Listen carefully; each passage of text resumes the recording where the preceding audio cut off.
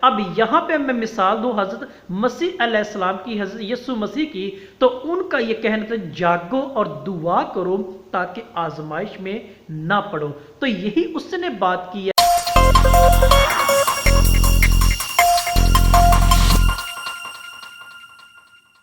अजीज तलबा तलिबात, मौजूद साथियों और दोस्तों, उम्मीद करता हूँ कि आप सब खैरियत से होंगे। ये बात तो हकीकत पर मबनी है कि जो मुआशरे का हसास तरीन तबका वो मुसन्नफ़ होता है, कलम निगार है, चाहे वो शायरी के अंदाज में करता हो बात या नसर निगारी के मैदान में हो, वो अपने उस मुशाहदाती अमल को सफ़े करतास का हिस्सा बनाकर हमें उससे आगाही और मालूमाती जो ज़रिया वो फराहम करता है।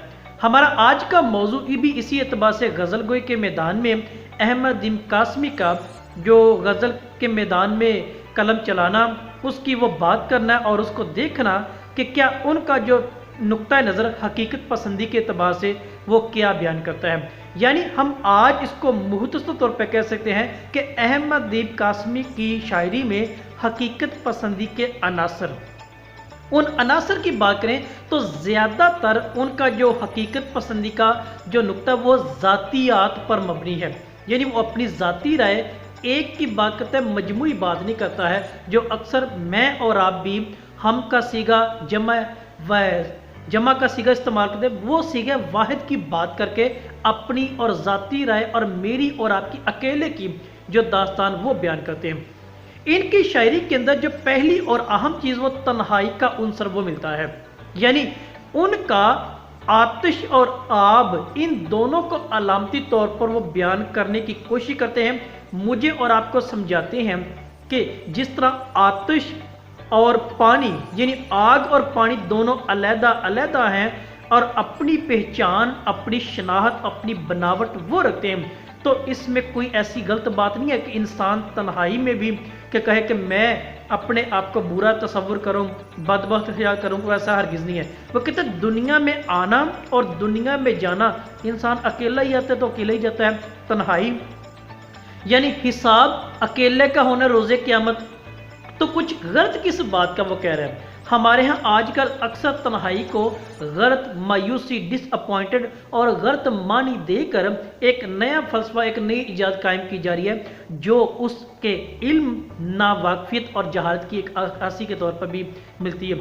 और तन्हाई, याद रखिए, एक ऐसा मौका होता है जिसमें इंसान अपने आप को परखता है, अपने परवरदिगार के साथ अपना ताल्लुक कायम करता है, तो यही चीज़ है। तो वो इसी चीज़ को बयान करता है, कुछ गलत भी तो नहीं था मेरा तन्हा होना, कुछ गलत भी तो नहीं था मेरा तन्हा होना, आतिशो आग का मुमकिन नहीं यकजा होना। जिस तरह पानी और आग इकट्ठे नहीं हो सकते हैं, इसी तरह ए दुनिया वालों कि तुमने अपना गोल, अपनी ज़िंदगी, अपना हिसाब किताब अकेले देना है, इकट्ठा कोई भी नहीं दे सकता, ना कोई किसी हमसद बन सकता है। दूसरी चीज़, वो हमें बातन और रूह की बेदारी के बारे में बयान करते हैं, जो कि आज का लोग समझते नहीं है। एक तो ये ज़ाहरी आँख है, एक अंदर की आँख है, बातन की आँख है, जिसका बराह रास्त ताल्लुक हमारी रूह के साथ, हमारे ज़मीर के साथ जुड़ा होता है। यानी तो फिर मेरे नज़दीक सिर्फ वो यही कहना चाहता है, मेरे नज़दीक वो ये कहना चाहता है कि सबसे बड़ी नेमत यही है खुदा की तरफ से कि जो बंदा अपने बातन में जागता है, जो अपने आपको रूहानी तौर पर बेदार करता है, अपने ज़मीर की आवाज़ को हमेशा बुलंद रखता है, और यही रोज़े क़यामत के लिए और रोज़े क़यामत का सबसे बड़ा तोहफ़ा है। वो इस बात को कह रहा है। अब यहाँ पे मैं मिसाल दूं हज़रत मसीह अलैहिस्सलाम की, हज़रत यीशु मसीह की, तो उनका ये कहना था जागो और दुआ करो ताकि आजमाइश में ना पड़ो। तो यही उसने बात की है कि अपने बातन को हमेशा, अपने ज़मीर को हमेशा जगाने की, उसमें रमा दमा होने की कोशिश करो, तो यही दुनिया की, यही रोज़े आखिरत की और खुदा की तरफ से एक नाजवाल नेमत कहलाती है, जो तुम्हें हर बात में शनाहत करवाती, अच्छाई और बुराई के एतबार से, किसी भी एतबार से वो चीज़ है। तो वो इसको बयान करता है, एक नेमत भी यही, एक क़यामत भी यही, एक नेमत भी यही, एक क़यामत भी यही, रूह का जागना और आँख का बीना होना। यानी वो अंदर की आँख है, वो बातन की आँख है, उस पर वो चीज़ बयान करता है। फिर अगली वो चीज़ जो बयान करता है हकीकत पसंदी के एतबार से, वो बुरा होने के है। وہ کہتے ہیں میرا برا ہونا ایک سب سے بڑا فائدہ ہے، یعنی برے وقت کا جو سب سے بڑا فائدہ ہوتا ہے نا، وہ اپنے اور بیگانے کی پہچان کرواتا ہے۔